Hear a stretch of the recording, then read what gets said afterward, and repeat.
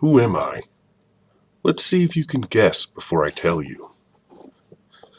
I was born on August 20th, 1890, in Providence, Rhode Island. I had an unusual childhood marked by tragedy.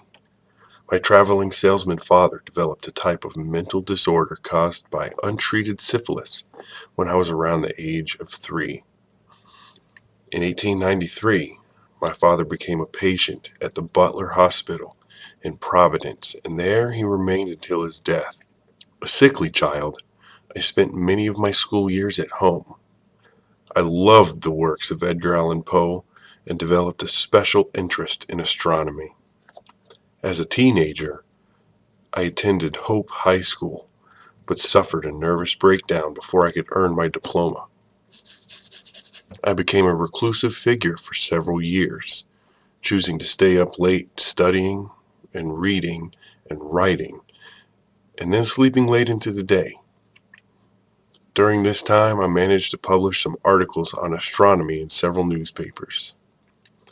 I started out as a would-be journalist, joining the United Amateur Press Association in 1914.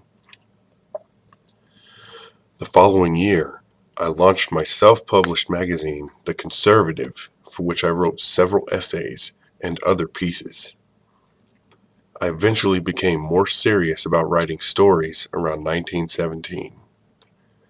Many of these early works were influenced by the writings of Lord Dunsany, an Irish author of fantasy tales, as well as Edgar Allan Poe.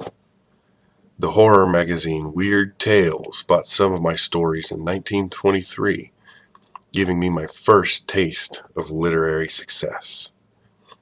The following year, I married Sonia Green. We lived together in New York City for 2 years before splitting up. After my marriage failed, I returned to Rhode Island and began to work on some of my best stories.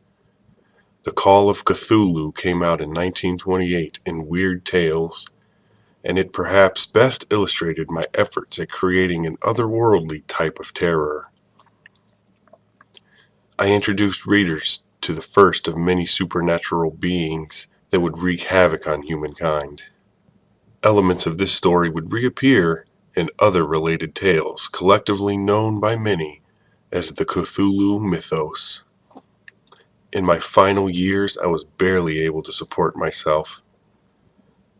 I took to editing and ghostwriting work to try to make ends meet.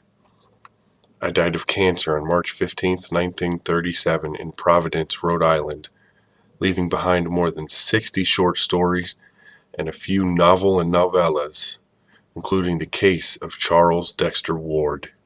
My passing was mourned by my devoted following of colleagues and aspiring writers with whom I corresponded and collaborated. Two of these friends, August Derleth and Donald Wandre, formed a publishing company called Arkham House to promote and preserve my work.